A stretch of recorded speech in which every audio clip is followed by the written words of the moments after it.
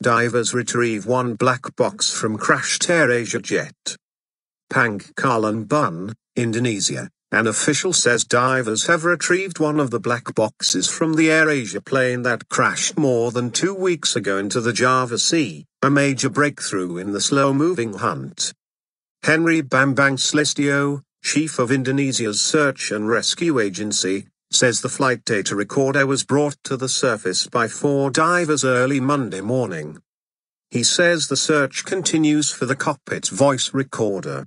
Divers began to zero in on the site a day earlier after picking up intense pings from its beacons, but they were unable to get a visual on it due to strong currents and poor visibility. The cockpit's voice and flight data recorders are vital to understanding what brought Flight 8501 down on December 28, killing all 162 people on board.